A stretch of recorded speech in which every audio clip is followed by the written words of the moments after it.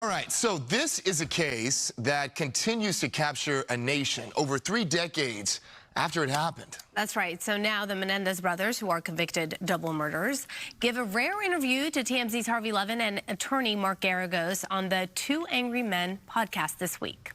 Ryan Murphy's project was very widely disseminated, and it really did actually move a lot of people to understand the childhood trauma that Erik and I suffered, and particularly the horrific stuff that Erik suffered. If I were to see an 18-year-old come onto a prison yard now, I would think that person's not safe. Like, I don't look at that person and say, oh, you have all of your stuff together and you know what's going on and you have a good sense of self.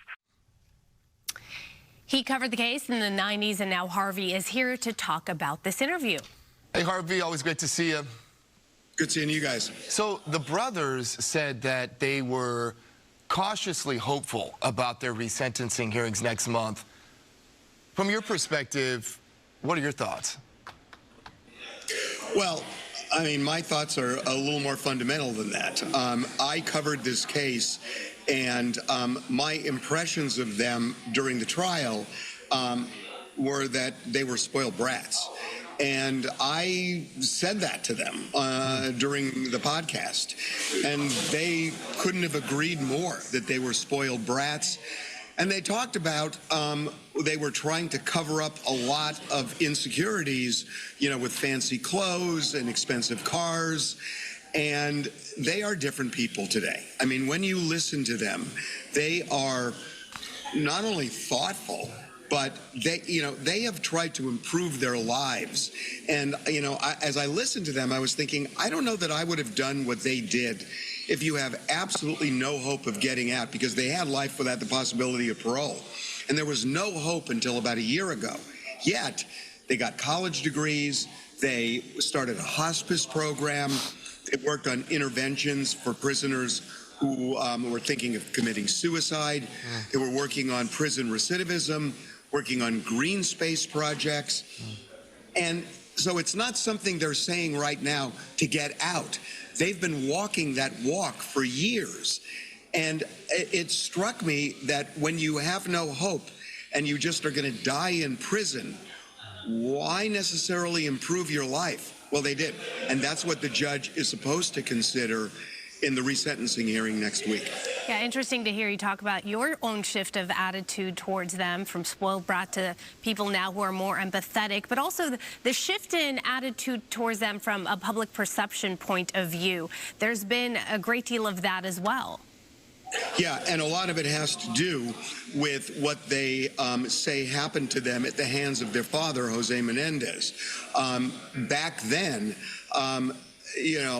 when they testified, that wasn't a subject that people took seriously with men, with children, male children. They were skewered on Saturday Night Live and other places, that really made a lot of fun of them. And that's really not throwing shade on SNL or anybody else, but the times have changed. Mark Geragos, who is the co-host of our podcast, what he says is if they were the Menendez sisters, they'd be out today. And he has a point.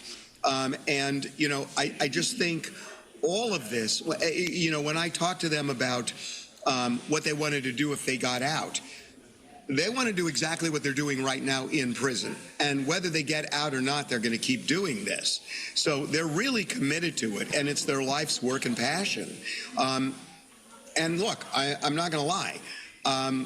They impressed me. They really impressed me. What they did was horrendous, unforgivable. They agree. But at the same time, do we have a prison system that has a place for redemption? And if that's the case, it seems to me they're candidates. I want to actually follow up on what you just said. With the change of times culturally, just a shift in public opinion, saying, if it was the Menendez sisters, it would be different. But that leads me to wonder, what about all the other cases? Not exactly the same, but if you go back, do we have to go back now and retry different cases and scenarios because times have changed? Well, you're not going to be able to do it unless there's new evidence. And that's the thing. The people, who may have wanted to bring this up but weren't allowed to, and they have exhausted their appeals, they don't have a lot of hope. But, you know, in this case, there is new evidence, which is what triggered this resentencing hearing. So are there people in there that didn't get a fair shake? Of course. I mean, we know that. We know that there are innocent people in prison or people who were convicted and overcharged. We know that exists. That's why they have the Innocence Project, and that's why we see every month you see somebody getting sprung from prison after 27 years because they were wrongfully convicted. That isn't to say everybody in there is innocent, because they're not, but there are innocent people serving time behind bars. All right, Harvey, thank you very much. Appreciate you being with us. And hey, everybody, be sure to check out the Two Angry Men podcast wherever you find your podcast. And with that, we'll be back.